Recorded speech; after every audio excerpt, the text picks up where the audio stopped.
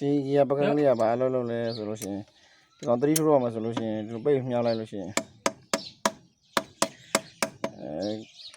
ဒီရအောင်အောက်ကဖိလိုက်တော့ဒီကောင်ကပေါ်မြောက်သွားတာမြောက်သွားတယ်ငေါက်သွားတဲ့အချိန်မှာဒီမှာဒါဆိုလို့ရှိရင်2ထိုးတာအဲ့တော့2ဝင်သွားတဲ့အချိန်မှာဒီကောင်လေးဒီပကံလေးမြောက်နေတဲ့အတွက်ဒီအောက်ကဟို1တို့ပတ်တို့ထိုးတဲ့ဒီကွာလေးအလုံးမလုပ်ပါဘူးဘာလို့လုံးမလုပ်လဲဆိုဒီမှာအထက်ကလေးဒီမှာအထက်ကလေးတွေရှိပါတယ်ဒီမှာလည်းပဲဒီအောက်မှာလည်းပဲဒီမှာဟိုအထက်ကလေးရှိတယ်ဒီလိုလေးအထက်ကဖမ်းထားတော့ကီယာထက်တာတော့ဘာလို့မရှိပါဘူးဒီကီယာဘက်ကကီယာထက်တာတော့ဘာလို့အဓိကကီယာမထအောင်လို့တုံးပေးတာပါ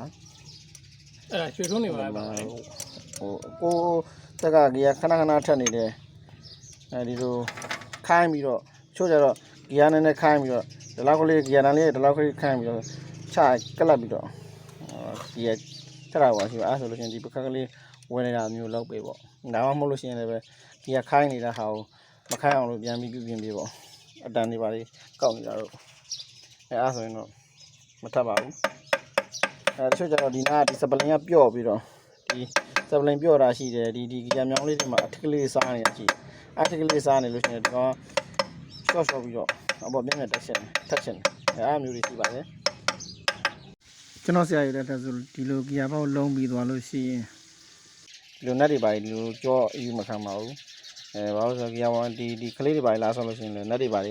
ထွက်ကြတာတော့ဘာလို့ဖြစ်မှာစီလို့ပါမသိလိုက်လို့ရှိလို့ရှိရင်တကယ်လို့သိတော့မှပဲကိုမြန်းဖြုတ်ပြီးတော့ထုတ်ရတာဆိုတော့နည်းနည်းခင်းနေတာပေါ့ဗျာဟိုလှုပ်ဖင်တာပေါ့တကယ်လို့မသိလိုက်လို့ရှိရင်လည်းပဲဒီလိုအပေါ်ကနေဖြုတ်သွားတော့ဆိုလို့ရှိရင်ကီယာပေါက်တွေပါကွဲတယ်လို့ပါခုမှစလုပ်တဲ့ညီကိုလေးဆိုအဲ့ဒါလေးသတိထားပါအားလေးကိုလာပြီးမျှဝေတာပါကျွန်တော်တော့အောင်ကိုပါမသိတာချင်းကိုမမှန်ခဲ့လို့ရပါတယ်